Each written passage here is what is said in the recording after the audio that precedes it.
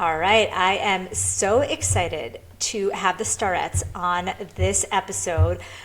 This is a Save Yourself podcast, and what we often talk about is using the things that we know, nutrition, mindset, exercise.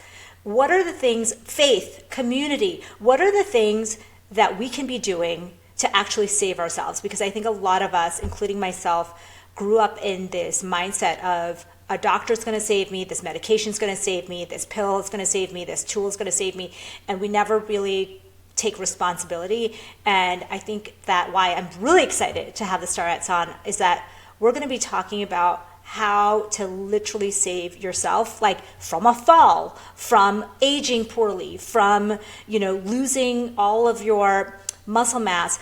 And it's not just about looking good in a bathing suit. It's about, can you get up off the toilet seat? Can you, break a fall, and all of those things. So thank you so much for being on.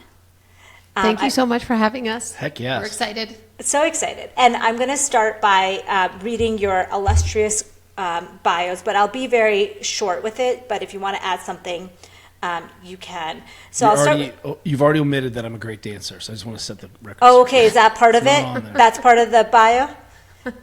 You can you speak? This is my little, did you meet her, Juliet, when we? Yes, she's adorable. For those of us who are just listening, it's finals week, and we have a little finals week half-day kid studying in the back here, so we can keep an eye on her. If she's on her phone too much, you guys let me know, okay? Okay, we're on it. Okay, so Juliet Starrett is an entrepreneur, an attorney, an author, a podcaster. She's dedicated to helping people move better and feel better. She's also the co-founder and CEO of the Ready State, which leads the field in musculoskeletal self-care and recovery. Juliet co-created the Starretts system and co-hosts the Ready State podcast. She is a certified master nutrition coach, former CEO of San Francisco CrossFit, wow, and co-author of Deskbound and the New York Times bestseller Built to Move, a former world champion whitewater paddler, really? I know, it's really random, but yes. Yes, she also practiced law for nearly a decade before dedicating herself full-time to movement, performance, and health. Dr. Kelly Starrett, is a doctor of physical therapy, movement expert, and a 3-time New York Times bestselling author, dedicated to helping people move better, feel better, and perform at their best. He's the co-founder and chief health officer of the Ready State and co-creator of the Starretts system. Kelly's the author of Built to Move, Becoming a Supple Leopard, Ready to Run, and Deskbound. He's worked with elite athletes, military personnel, first responders, and major corporations. He's the co-founder of San Francisco CrossFit. Kelly's science-backed methods to help everyone build durable, pain-free bodies that thrive in real life. Thank you so much for being here, Kelly and Juliet. I have so many questions for you. But first and foremost, how did you guys get into this field? Like, what brought you in? I mean, Juliet, you were a lawyer. Yeah, right? Lawyer turned personal trainer. That's one of my favorite. Yeah. That's rare. Not too I'll common. see if I can take a crack at this origin story a little bit, but I know Kelly will be able to provide some color commentary. Okay. But we both actually met at a whitewater world championship. So we both were competitive whitewater paddlers, which is a weird fringe sport most people haven't heard of. Maybe you see a little bit of it in the Olympics. But we were on a whitewater world championship experience when we met on this river called the Fu in southern Chile in Patagonia. And neither one of us had really started our professional careers. I was off to law school. Classic scenario of like, I'm a good student, smart kid, good at school. What do you do? Go to law school, right? It's sort of, there was just sort of the obvious thing. And I didn't necessarily go to law school because that was my passion. Mm-hmm. I'd been training. I was a Division I rower at Cal, always into movement, athletics. And so I think of my law career as a bit of a diversion. Mm-hmm. But we ended up opening a CrossFit gym in 2005. In my second year of physio school. Kelly was in physio school. Mm-hmm. We had a 6-month-old baby, and I was working full-time as a billable hour big firm attorney. Mm. And sounds easy. We fell in love with CrossFit, I think, because we had both been former professional athletes, and we had this dark period, I would say, where we weren't professional athletes. We'd either been in graduate school or working.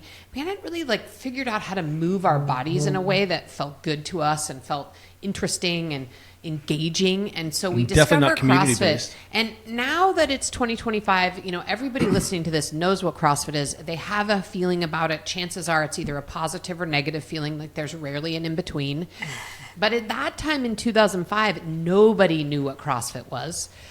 We opened the 21st CrossFit in San Francisco. Wow. And Kelly eventually brought his physical therapy clinic inside the gym. And we were one of the first people, if not maybe the first person, to realize that sort of having his physical therapy table in the gym was really revolutionary, because what we saw, at least in physical therapy, was that you could go to tons of physical therapy clinics where you could get acute post-surgical care. If you tear your ACL, you go to PT for 6 weeks. But nobody was really helping people get back to full function after that acute point. And so actually having a physical therapy practice inside a gym, we really developed this, in addition to running an actual gym, developed this sort of niche capability of being able to help people in a physical therapy context at an actual gym.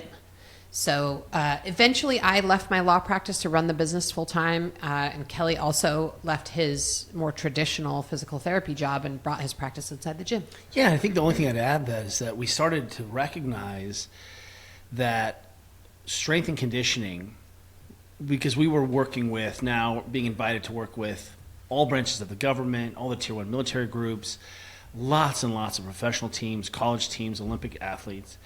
We started to see that strength and conditioning created a really nice scaffold to have really great conversations about people. That we suddenly could talk about, are you in pain? How are we going to manage that? Are you competent in these energy systems? Are you strong in these shapes? But also, tell me about your sleep. Tell me about your nutrition. Tell me about your fear. Tell me about your psychology. Do you have any close relationships? That's right. And we had always started to believe that the highest calling of sport was ultimately to transform our communities and transform ultimately the core sort of functional unit of society is our households. And that's when things really started to get interesting for Juliet and I, and we started teaching a course around who owns what, this self-care. Because the model, and I think people forget, pre-internet, was that you'd work really hard until you had such bad pain that you would activate the emergency medical system and see your physician. And imagine how unfair that is to the physician. You walk in, you've been dealing with this tendinopathy, you haven't done anything for it except bourbon and ibuprofen for the last 3 months. Then you're like, okay, doctor, you have 6 minutes to just talk me through something. And what we realized was that there were 100 steps between needing to activate the EMS system and that person's sleep, that person's nutrition, their warm-up, their cool-down, their self-care, their range of motion. Recovery. And what we actually coined the term mobility, if you believe it or not. Wow. If you've ever rolled on a lacrosse ball, you're welcome. That's the Starretts. If you've ever used the word mobility, and we chose that word because we had objective measures for what native range of motion was, and we knew that stretching didn't get us there, and no one stretched, and flexibility was a nebulous term. And so we really tried to say, hey, let's see if we can put position back into the language in the context of day-to-day training. What does a physical practice look like? To maintain your hip extension or being able to put your arms over your head. And that really has led us to where we are now. We're saying, okay, we spent 2 decades seeing how hot we could make the fire and how many world championships we could win. And then we now are starting to, as we're in our 50s, starting to ask these greater questions. How does this work in a body, in a complex family with busy working demands? How do we take those essential tenets where I don't have 2 hours to exercise every day? And what is the minimum dose? And how do I show up for my family, for my work, for my play? And what does that look like? We're in what we are describing, Jill and I have described as a third wave of fitness now. The first wave, we're in the 80s and 90s, we're eating malt nut power bars, the first heart rate monitors. It's really the dark ages. Yeah. And then the second wave is really, I think, could be highlighted by, big podcasts, the internet, CrossFit. You can buy Olympic lifting shoes anywhere. That's right. Fitness studios everywhere. People got very sophisticated in their training. and we're drowning in information and really starve for implementation. And now we're starting to say, hey, what is essential here so that we can have bodies that are pain-free and they allow us to occupy our roles in society, occupy our roles in family, and how do we transmute that high performance into essentials, and then thinking up and down the chain. What's essential for a child? What does that long-term athletic development, movement development look like? How do I prevent fall risk? And everything in there is on a continuum. So that's sort of the story of how we end up kind of caring about what we care about. We're in this peak phase of sort of talking about longevity, and Juliet and I want to talk about durability, because we, as you as a physician know, the hits are coming, disease is coming, pathology is coming, accidents are coming, and it's great if we're fetishizing living to be 150. If your bone density sucks, if you don't have any muscle mass, if you're stiff and in pain, it doesn't matter if you're 110 years old. What matters is that you have a body that you can do what you want and count on without having to have a PhD and going to fancy retreats and being a billionaire. It just, we should be able to simplify this to a point where we can help people make sense of their bodies in their environments. So that being said, I have so many questions, but if you're someone like you who's busy, who runs a business, who has children, maybe they're teens, maybe they're, and I'm speaking for myself, like what should an exercise program look like? Because again, like you said, I don't have 2 hours a day, and I used to love to go to class, and then I do something fun, like go for a hike, and like now I have to think, okay, what do I need to prioritize? What does that even look like in a week? Yeah, I think I'll take a crack at that. But, we feel you. We both work full-time. I've always worked full-time raising 2 kids. Our kids are now teenagers. One's in college. So we have like maybe a little bit more wiggle room than we've had. I mean, I don't know. But we have this idea, and we understand. I mean, I think nothing can make a working mom more mad than like someone on the internet adding like 17 more things to their working mom to-do list, even if it's things that are supposedly here's your healthy. listicle. We have this idea we call basecamp, and it comes from our joint obsession of all things Mount Everest. Mm-hmm. We love, Into Thin Air by John Krakauer. We've watched every Everest documentary, and keep in mind, even though we're hardcore outdoor enthusiasts, like we have zero desire to climb Everest, but something about it has always sparked our joint fascination. I hiked Everest Base Camp when I was 20. Yeah, we have a joint fascination about Everest. And so the way we like to describe it is people fall into 2 buckets. Most of the people listening to your podcast, and definitely probably your friends, because I imagine your friends are like our friends, are the people that we describe as having skipped base camp. And so if I could describe what we think base camp is, and these are the essential behaviors that pretty much nobody in health and fitness, in science, everybody pretty much agrees with these things. And to us, those are sleeping 7 to 8 hours a night, eating fruits and vegetables, eating protein, walking a lot, sitting on the ground, getting sunshine, getting some sunshine on your being body, outside, having relationships. I mean, these things, these base camp practices are very simple, and pretty much nobody disagrees about them. So there's one set of people, and we all know these people, and some of you may be these people. And for everyone who isn't an Everest nerd, if you climb Everest, you need to get to Everest Base Camp, which is already at like a very high elevation, and you have to acclimate for 6 weeks before you can even attempt to climb Everest Base Camp. So what we see a lot of in the deep fitness space right now, and I would say fitness, wellness, longevity, is a bunch of people who've skipped base camp. They're up there climbing the Khumbu Icefall. And what I mean by that is they're laying in a red bed, they're sauning and cold plunging, they're taking a massive amount of supplements, they've thrown away their black Tupperware, they're buying organic fruits and vegetables that they're not eating and throwing away. I mean, there's any number of things. Podcasts. And they're listening to health podcasts thinking that that is a health practice. But not actually implementing those things. We all know those people. And look, I get it. I'm not actually against any of those modalities. We are, by the way, huge sauna cold plunge fans. We have one in our backyard. But our point of view is you cannot skip the basics. You have to acclimate at base camp. And if you're doing those basic things and then you have time and energy and money to add on those other nice to have practices, great. Our good friends have a red bed in their house. Every time we go to their house, we're like, fun, red bed. Let's lay in the red bed. But is a red bed equal in terms of priority as eating fruits and vegetables, AKA fiber, and moving your body enough? Definitely not. And then on the other end of the spectrum, we have people who are still down in Kathmandu. They haven't even made it to base camp and aren't sure what to do. In many cases, those people feel, maybe they haven't always related to health, fitness, wellness. They know they need to move. They want to grow old well. Maybe they're kind of late to the party. And those people are confused. They feel, fire hose, bombarded with information. They aren't sure what to prioritize. And so for those people, we're saying, hey, you just need to get to base camp and get comfortable there. And for those of you who have skipped base camp, you got to come back to base camp and master those basic habits. And then once you've mastered those habits, sky's the limit, man. If you want to red bed and whatever you want to do up there, like great. And some of those practices are fun and make fitness fun and exciting and great. No shade on any of those things. But we see a lot of people either not even at base camp or they've skipped base camp. So we like to say we have what we call the 8s plus weights. Right? Mm-hmm. I think everyone has heard the message. Do you need to breathe hard? Yes. Do you need to lift a weight? Yes. So what we see, though, and even in our own system, Juliet and I have a strength and conditioning lifestyle program for people who feel really confused and people who are over 40, right? We're not going to smash you. 4 days a week we need to strength train. But here are what a physical practice looks like.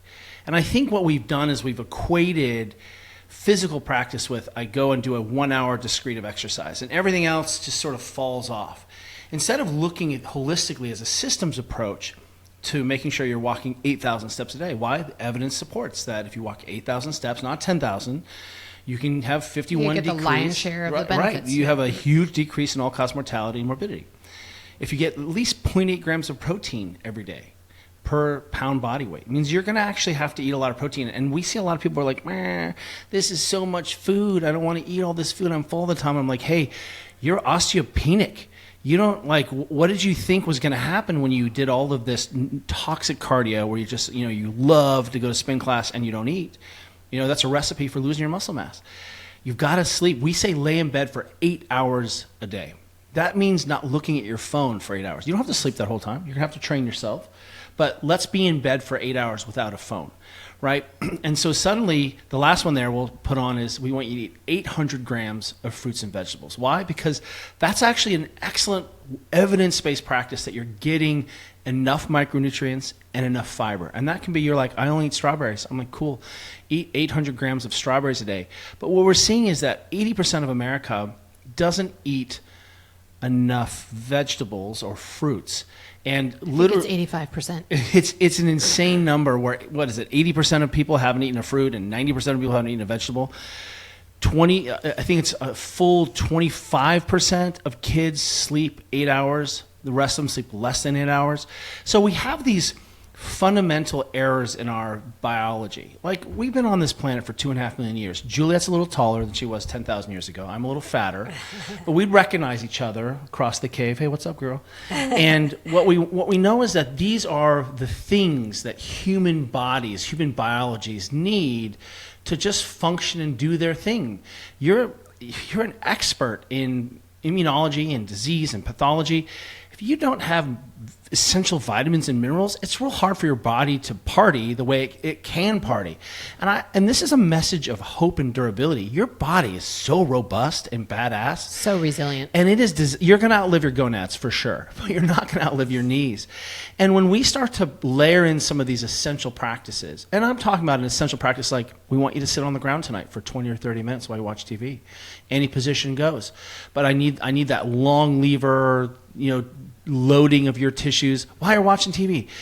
We start to layer in these practices for not a few weeks, but months and years.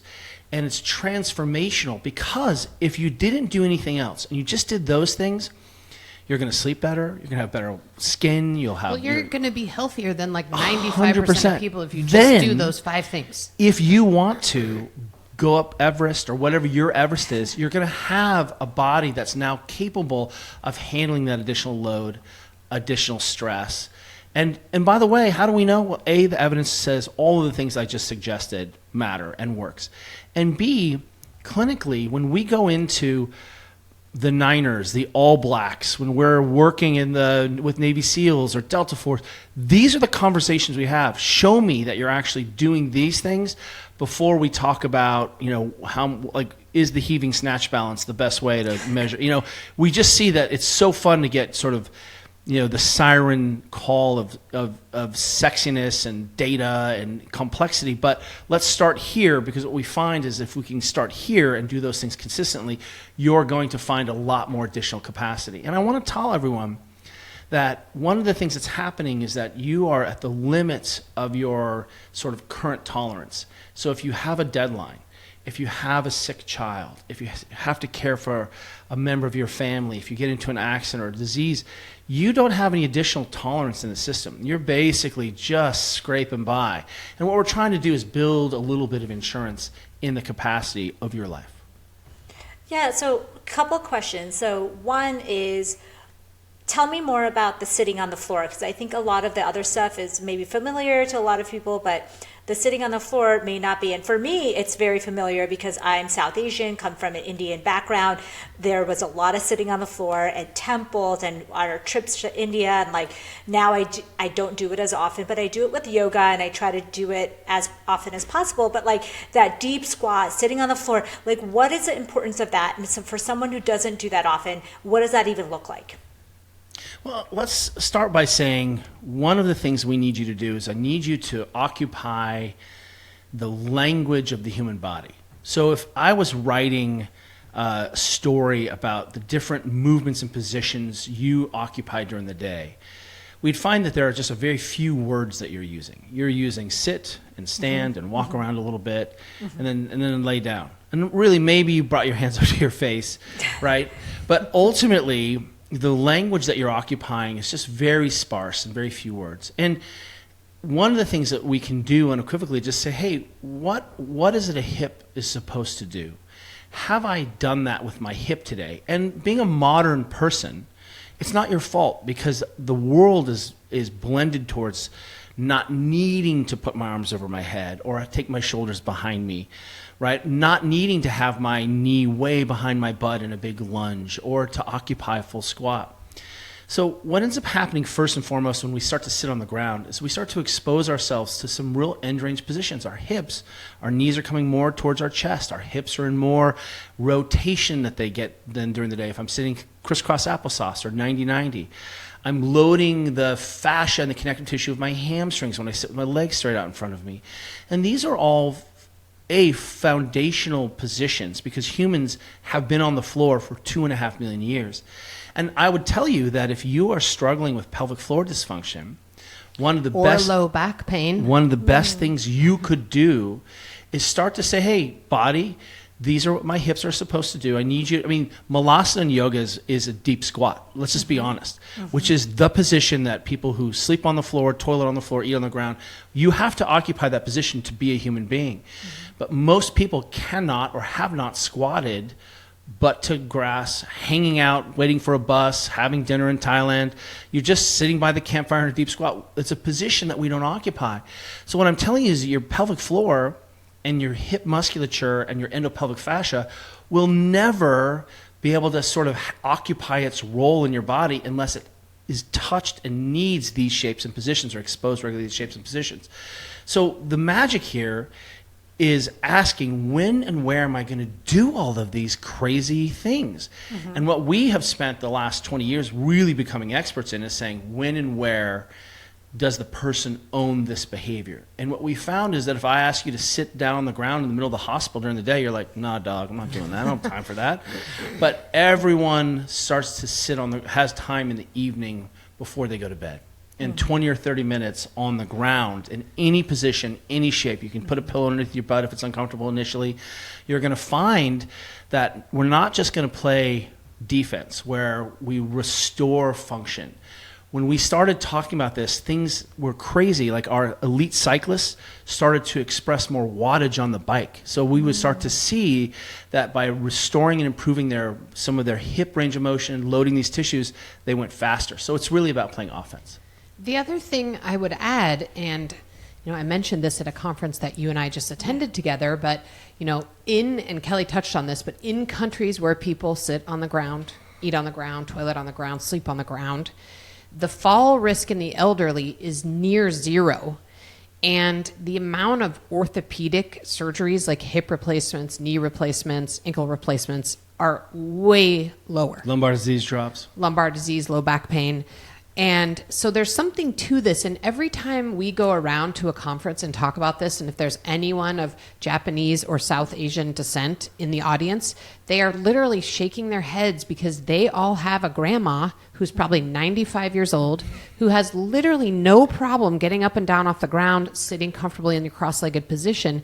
And if you suggested to most American 95-year-olds that they should sit on the ground or get up off the ground, no one would even let anyone do that because just getting them to the ground would be a fall risk and would be the beginning of the end.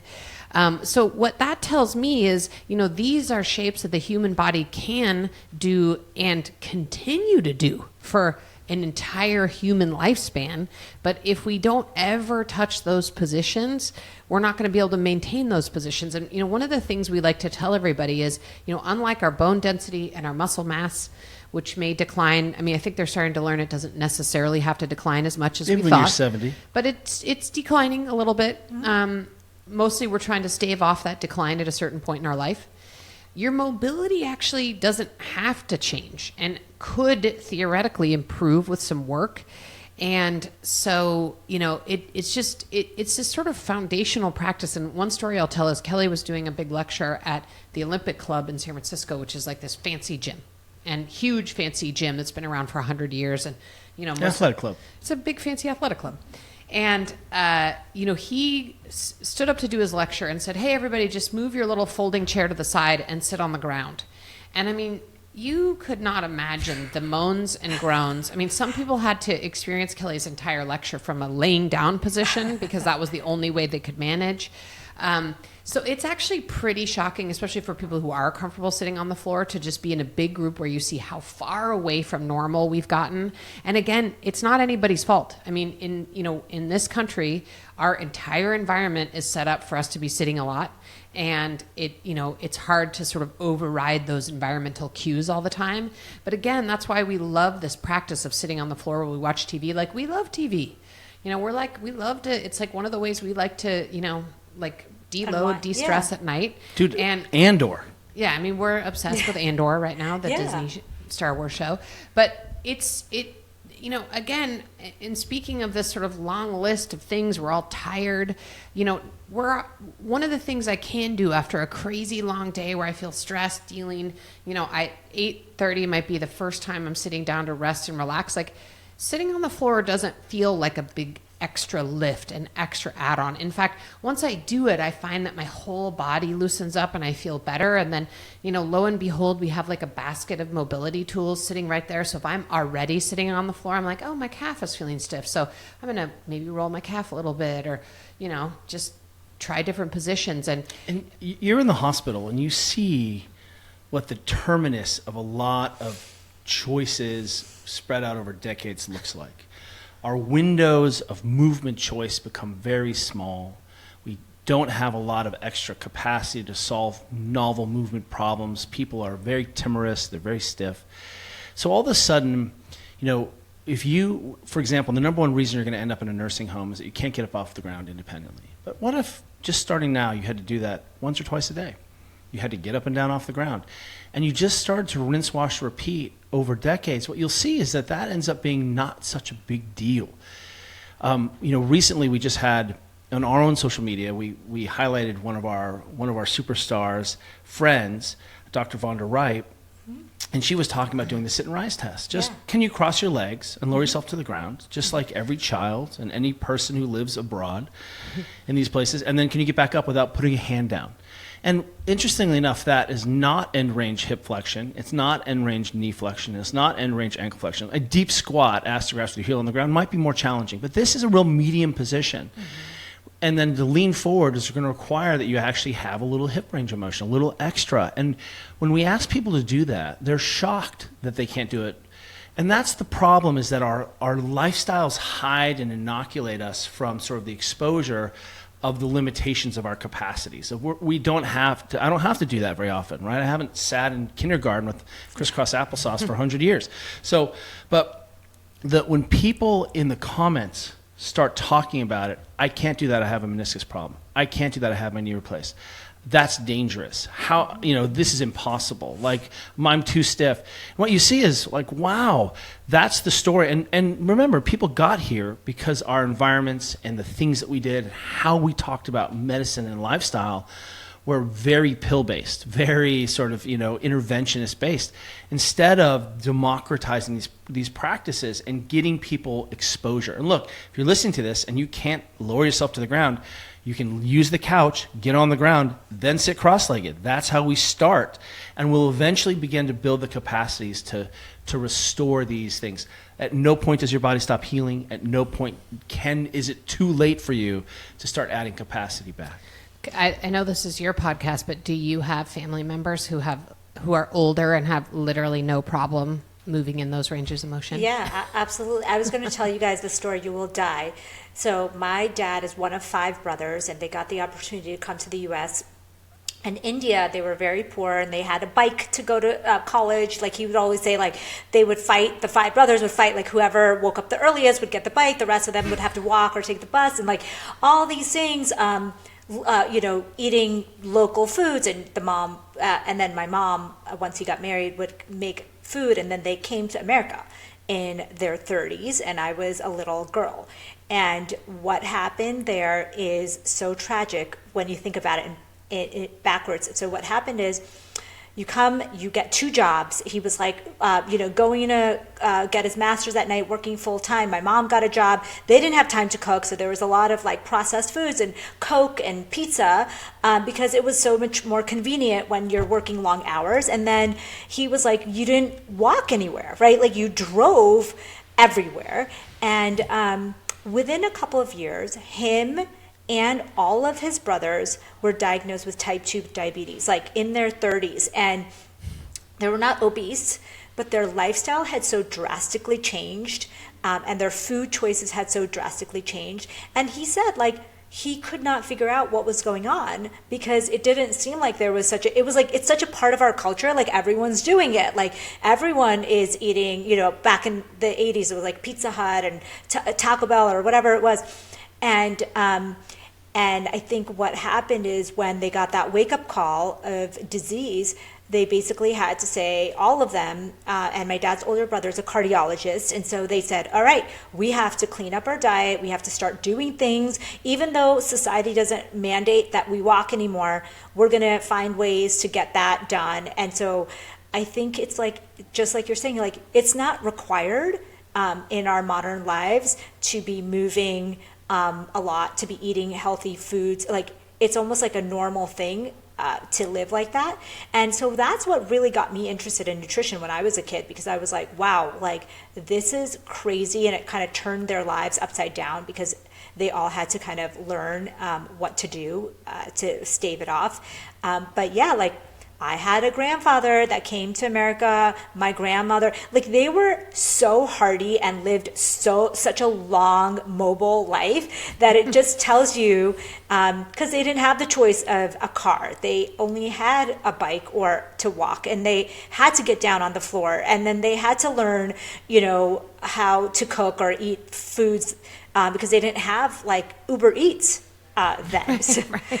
It's really interesting. And I talked to my mom about this, and she said, my grandmother, even at very, very late into her 80s, both sides, they were super mobile. They sat on the floor. They did all kinds of lifting, heavy things. And so I think that's a lesson that we can all learn from all of these cultures, is like, we're supposed to be doing all that. And so now my dad, he plays pickleball and he plays tennis and he tries to stay active, because you have to find ways then, like, stay mobile and that's active. What I was going to say is that, obviously we can't go back in time, right? Like, technology's here to stay. The modern lifestyle's here to stay. Like, our office is too far from our house. Yeah, like, we can't rewind in time, right? That we totally get that that's a reality, but unfortunately the reality is, because our environments are not set up to cue us to move all the time, or we're not forced to move because we, don't have a car or whatever. We do have to be a bit intentional about it, and one of the reasons we like our program of the 8s is that I think most people kind of know this stuff. They know they're supposed to move more, and they know they're supposed to eat fruits and vegetables. But like on the vegetable example, the reason we love this 800-gram thing is that it was actually developed by a nutritionist friend of ours, E.C. Sinkowski. But I think everybody across the spectrum pretty much knows they're supposed to eat fruits and vegetables, but nobody's really ever said like how much should I be eating? And so that's what we love about the 800-gram. And just so people know, like 800 grams of fruits and vegetables is for like medium-sized apples. So it's not so much food. It's usually around 500 calories of total food. It is hard to reach 800 grams in kale, I'll be honest. So, if you don't want to spend, deserve it. Good luck. You don't want to spend your whole day just chewing food. A diverse amount of fruits and vegetables is pretty attainable by most people and is really only around 500 calories depending on what you're eating. And you're going to eat your 25, 30 grams of fiber. But I think that's where I think like we do have to be intentional as humans. Unfortunately, we do have to sort of say, okay, I've got to make time or create opportunities to move more, walk more, park farther away. I mean, you name it, whatever small and large opportunity you can take to move more. And then you've just got to figure out some objective ways to make sure that you're sort of checking these boxes. And so that fruits and vegetables thing is just one example. Is like, we all know we should eat fruits and vegetables, but has anyone ever told you how much? Probably not. I have a question for you guys, and this is, I think a lot of people have this issue. Like, we are all on our phones so much now. What are we supposed to be doing on a daily basis to kind of get our body? I mean, are we supposed to do certain stretches? How do we counteract that? Like that kind of hunched over on the phone. And I'm talking myself. I'm talking the kids. I'm talking my parents, like everyone. I mean, they talk to their family in India on the phone, like on WhatsApp, and it's like large group chats. And so everybody's on the phone these days. And so what are some easy things that people can do to counteract that? Well, first of all, we don't need to catastrophize being on the phone. You're a human being. You can be on the phone, but you will pay a cost in terms of your movement choice. And if I take everyone through a little drill, if you're just listening to this sitting down, slouch, just like you would, just let yourself hang on the meat, right? And then go ahead and just try to turn your head. And you'll see that your head doesn't rotate very far. Then take a big breath, okay? Now see if you can get into a position where you can take a big, big breath. So if I said, organize your body in a way where you take a big breath, notice what you didn't do. You didn't slouch anymore. Notice what your head does. It turns and rotates a little bit more.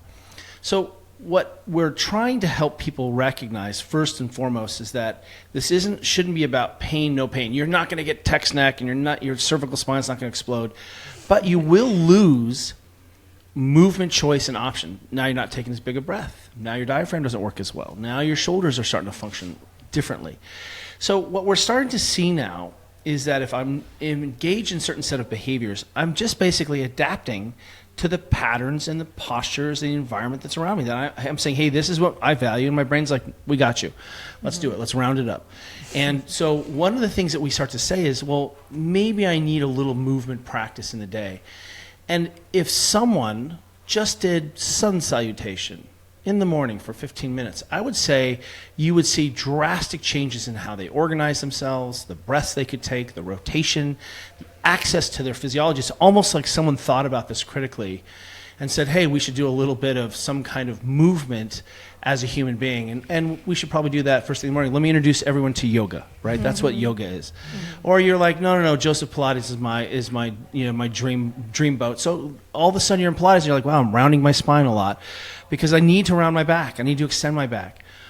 All modern strength and conditioning practices start to blend in those essential movements. And it's almost like, again, someone thought critically about what is required for the body. So if I'm going to be in these shapes, adopting positions and habitually, in sort of shrimp shapes, I'm going to have to remind my brain that there's probably another shape I need to be in. And that is one of the reasons, if you ask me what is one of the essential things a human being should do, you should be hanging. And that could be hooking your hands on a door jamb. That can be doing downward dog as sort of a kind of hanging-like position. You can grab this kitchen sink and try to hinge over and put your head through your arms. You can hang on a pull-up bar, hang on a monkey bar. But what you'll find is there are some really simple postures and positions and things we talk about in our book, Built to Move, where you can have inputs in that maintain your range of motion, maintain your movement choice, and keep that movement hallway open. I mean, if you burst fracture when you're 70 because you've been slouched over and then you're osteoporotic, that actually was a completely preventable disease. We just needed to show you what gravity does and how to interact with gravity, and we needed to get you more calcium and some loading through jump rope or play. And what we see is that I think it's difficult for us to say, do this or this, but what we know is here's what the human being needs, and if we engage in those behaviors, we now have the evidence to show us, either because we can look at the other cultural anthropology of this, or we actually have the Western science that supports these patterns and positions, you will have a body that manages it. But if you're only internally rotated all the time and slunched over, you're probably going to need to spend some other position. You know, that might mean laying on a foam roller, just putting your arms out to the side while you're sitting on the ground. This is such an important thing. Do you guys believe in, I think I saw Juliet hanging from a bar, like, is it like, do you believe in the 90 seconds for a woman and 2 minutes for a man? Like, that seems like a lot. Yeah, it's funny. I got that from a Peter Attia episode. Yeah. And I thought it was interesting, and I was like, I got to try this. Yeah. And to of course see if I you can do crushed it. it. Yeah, of course you did. I think it's probably difficult to not impossible for a lot of people. And I'm not sure it's totally evidence-based. It might just be some arbitrary numbers that Attia sort of grabbed out of the hat.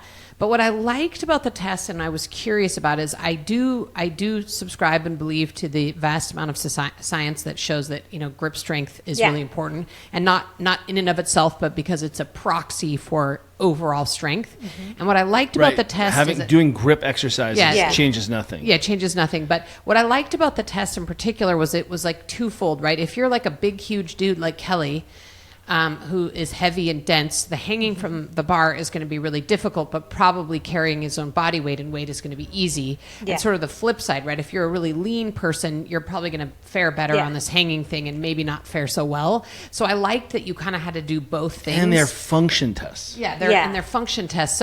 So I mean, I'll be honest, I've been strength training since I was 15 years old. And, I competed in the CrossFit Games in 2010. And three-time world champion. So I've been obviously on the heavy-duty end of training all my life. And the heavy carry was not that hard. I mean, it was difficult, but I probably could have kept going for another couple of minutes. But the hanging from a bar for 90 seconds, I mean, I felt like I had like pterodactyl arms at the end of it. It was really hard. So I don't think that that's a realistic test for most people. Just to really circle back to your actual question, I don't think that's totally realistic. But I do think it's important for people to sometimes just, see where they're at. Can you everyone should 100%. Be able to hang from a barbell for like 20 seconds. Right. I mean, there's some number. And I think that what you're seeing is... hang from a pull-up bar. Sorry. Are you carrying and lifting things, right? And are you having your arms over your head where you're having to manage your body load in pull-ups, in something, in handstands? That's really the question. And what's nice about that test, and again, probably... Is really what the evidence really say 90 seconds, not 82.6 seconds? I know, yeah, right? exactly, yeah. Is it age matched, right? So ultimately what we see, though, is whatever you're doing with your life, you should be able to come over and smash these simple third-party validations. So, hey, you love to lift weights? Good. We're going to go to yoga class, and I can't wait to see how you do. And if you struggle in yoga to bend over and take a breath, I'm like, wow, your physical practice is giving you huge biceps, and you're hot girl fit, but you suck at being able to move in space. And simultaneously, you live on the Peloton. Dude, we love mountain biking is our jam. I did bike intervals on the trainer this morning. But if I can't lift something up, I can't deadlift or swing a kettlebell or hang, it really hints at that I may have holes in my entertainment as fitness. And I think that's the problem, is that we've really moved into this identity politics fitness. I am a blank. I'm a runner. This is what I do. Instead of saying, hey, what does the human body need And then can I transfer that to a third party skill? A neutral observer says, come on in, let's just test your fitness. And notice that, in Built to Move, Juliet and I have created vital signs, physical vital signs for people, like squatting, like putting over your, and this was just a functional vital sign that he came up with. Everyone knows what blood pressure is. Everyone knows what, a decent temperature should be, right? We've got some of these markers. Now let's go ahead and create some vital signs around function and how your body works, like sleep, like getting enough micronutrients. And now we can start to say, well, however you want to solve that problem is entirely up to you. If you're a farmer, you do not need any of these things. You're wheelbarrowing and lifting bags, and right? So what you can see is that you can come in and test yourself against the vital signs. And ultimately that gives you freedom and democratizes this process so that you can do the things you want to do in the community the way you want to do them, and you're not stuck into some, Western idea of what a fitness class looks like, because that doesn't scale and is certainly not democratic. I love that. Quick question for you guys. What's the biggest mistake that people are making today when it comes to their mobility, their fitness, flexibility, any of those things? If you had to pick just one. Well, I'll leave you to your favorite one. Yeah, go ahead. I think I would say the biggest mistake they're making is thinking always that it's the thing you can cross off your list. And I understand I am a busy full-time working mom. We have to prioritize, but I think we do need to pay some attention to our mobility. And if that is, if that is limited to sitting on the floor and getting up and down off the floor for 30 minutes a day, great. If that's a bit more of an active mobility practice, if that's a strength and conditioning program that is conscious of taking you through all your ranges of motion, that's we'll fine just wait too. until you have knee pain. But I think that, so I don't have one thing. Kelly will have his one thing, but I think it is, think twice about crossing it off your list, especially as you're going into your 40s and 50s and 60s, because you really are going to start to care about having a body that can do what you want and that isn't in pain. And unfortunately, doing a little mobility, self-care, care towards your range of motion is pretty essential for that. Love it. I will say that, when people ask me, like, what is the one mobilization? Give me the one stretch. And I'm like, well, which part of your body is not important to you? You're like, I don't need to turn my head ever again. Yeah. It's fine. I have backup cameras, right? Yeah. So what we try to help people understand is that, I need you to... No, you need to do your one thing. I'll get there. I'm obsessed with... Juliet is hinting at that I'm obsessed with this idea of hip extension. That's getting into a lunge-like shape, a running shape, where your knee is behind your butt. That has gone away. We are not able, and if you've ever done like Warrior One in yoga, you're like, oh, that's kind of the shape. It's a long lever lunge. Leg is straight, knee behind me, legs locked out. But you need to be able to get into this lunge-like shape, and there's a ton of ways to do it. But one of the things that happens when you don't take that leg into hip extension, knee behind your butt, like you were in a lunge, is that your quads start to get stiff, your anterior line gets stiff, your pelvic floor, endopelvic fascia gets stiff. What you'll see is you'll have back pain and knee pain. And your glutes get weak. And you start overstriding when you walk, and your butt doesn't work because it's inhibited by your stiff-ass quads.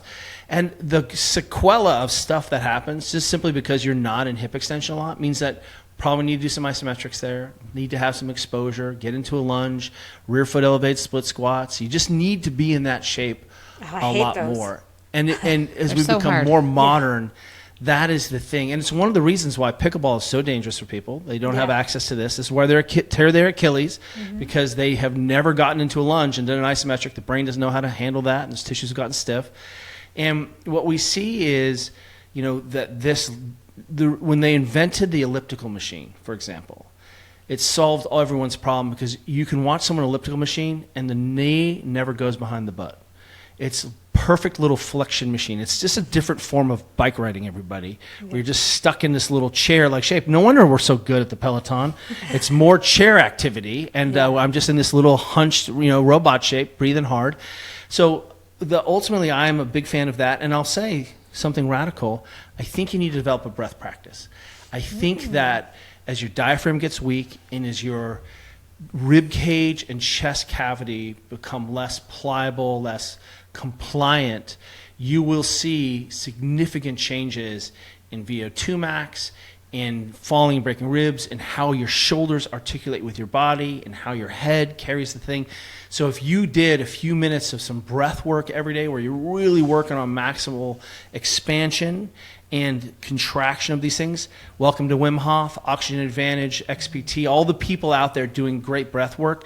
You should be engaged, and it's one of the reasons we made breath work a vital sign, because I think if we can keep that chest wall compliant, then we get to the hospital, and when I'm hospitalized, you never have to give me the thing to blow into, because I can take a big breath all the time. I don't get pneumonia in the hospital because my chest and rib cage moves. I love that. I could talk to you guys all day, but I have to let you have a few minutes to tell us about what you're working on, what there is, how people can find you, how can they learn more. I think that everyone who's listening to this has picked up a couple of things that they might want to concentrate more on. And I think we're always, like you said, there's always we like to do what we like to do. So it's nice to hear that maybe we should work on something else that we don't do all the time. Maybe it's the getting up off the floor. Maybe it's the lunge. Maybe it's the hang. I think there's so many things that people can take away from this. So thank you so much. I want to continue the conversation. We will. Probably the next time we meet in person or on a podcast. But tell us a little bit about your programs, or where people can learn more about you. Sure. I mean, we're at the Ready State, or at Juliet Starrett. We're primarily on Instagram, but across all platforms. And the thing that we're excited and having the most fun with right now is we have a program that's sort of a strength and conditioning longevity lifestyle program called the Starrett System. And we developed it specifically because we kept attending conferences and talking to lots of people who needed a plan, right? They were, fire hosed with information, but didn't have a complete system of implementation. They had the mitochondrial supplement and the barefoot shoe, and they didn't know what to do. Yeah, and or they had a strength and conditioning program, but we're missing all the other pieces. And so we've really done our level best to create what we think is, a really coherent and reasonable system for busy working people who can actually do our program and do all the things we've talked about, hang, lunge, sit on the floor, eat fruits and vegetables. We have a really cool supportive community of people that are involved doing it. So that's just at starrettsystem.com. Love that. Thank you both so much for being here, talking with me. I think we have learned so much about, I think just like you said, really learning more about the base camp and why we should care about it. And like you said, the mitochondrial supplement's great. I get questions all the time as a physician, like, what are the best supplements? What are the things I should be doing? And then 9 times out of 10, well, maybe 8 times out of 10, they're missing a fundamental piece, like way before that. They're not walking, or they smoke, or they're, it's like, no, work on those things first, because none of these things are gonna, it's like getting new shoes for the race. Like, you still have to train and stretch and run, and, the new shoes can only do so much, True fact. You're going to look good, but you're going to be slow. Yeah, exactly. So thank you so much for being here. Until next time, we have so much more to catch up on. Thank you so much for having us. It was so fun to talk. Yeah, thanks.